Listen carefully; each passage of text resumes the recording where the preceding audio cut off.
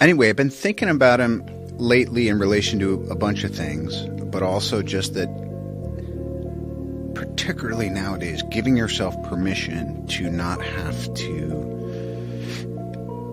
jump because, strike the iron's hot, all that stuff. Yes. And maybe it's just as a bit of an anxiety to the times, which I remember too. Speaking of past generations, I remember growing up in 1974, Nixon's black and white TV getting impeached. My dad and his buddies are whooping it up, but they're still pissed. And I'm going like, wow, it's not worse or better. It's different, but now it's on us. Yeah. So there's a bit of an urgency.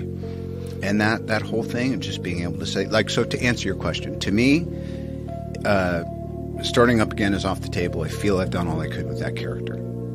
There would have to be a super compelling argument and a series of events that made it obvious to it. But the other thing is, I want to do other stuff. Right, of course. Yeah, of course. Yeah, what you're talking about Nixon and people can lose themselves in current events. And what I mean by that, it doesn't necessarily completely. Your life is more than what's going on in Washington. Hunter Thompson talked about that when he was running for sheriff in Aspen. He was talking about how local politics, your neighborhood, that's real. Yeah. This actually can affect your life. What's going on in Washington, how much does that affect your day-to-day existence? It's very little. But for some people, it becomes an enormous portion of the real estate of their mind. It takes over most of their day-to-day consciousness, where they're consumed with it, and it becomes a thing they're cheering for or they're rooting against, and then your life revolves on something that you have very little power over. Teams, turf wars, yeah, interests, yeah. Think globally, act locally. Right? Yes, it's a beautiful statement. It really is. It's one of those cliches that you don't even think about. But then I didn't know that was Hunter in that picture out there. To me, it looked like Joe Walsh. Could as easily fit Joe Walsh. He moved to Colorado too. Oh, wow. Yeah, the Rocky Mountain Way. Oh, damn if he didn't. Yeah. He once told me, I'll speak out of school, he said, Downey, you should just watch TV for a year, bro. I was like, thanks, Joe. And by the way, he was probably right. Probably right. Look, if you just hung back and just did nothing but watch TV for a year, the fucking ideas you would have, you'd probably have a really rock solid idea of what's going on. His was more trying to have enough things going on that I wouldn't have any ideas for a year, and then I give myself a break for a year. Maybe that's good too. See, I'm thinking differently. I'm thinking analyze the landscape. I think Joe Walsh is one of the most underrated guys ever because he changed the fucking Eagles. The Eagles were one thing, and then Joe Walsh came around, Victim of Love. That's Joe Walsh. Yeah.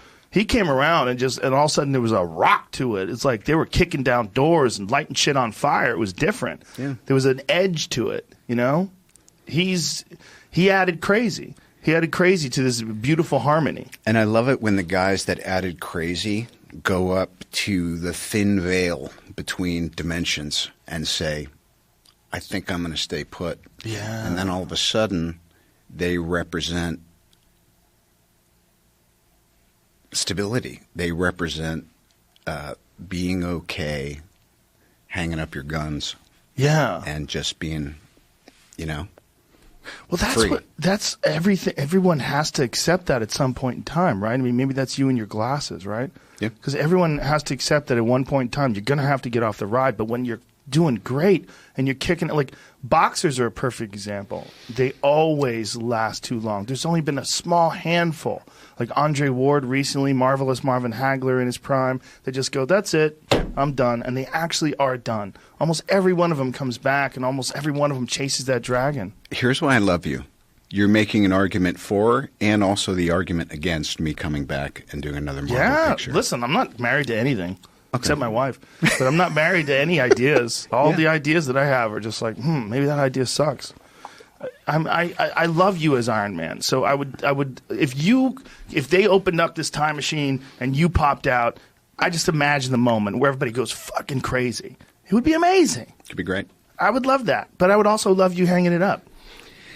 Yeah. It's just, first of all, it's 2020, and I'm not an OCD guy, but I keep thinking, see clearly. See clearly, even if your vision is going. And it's difficult because I feel like we all just get buffeted by feelings and ego or fears or little, chips of resentments or intuitions that are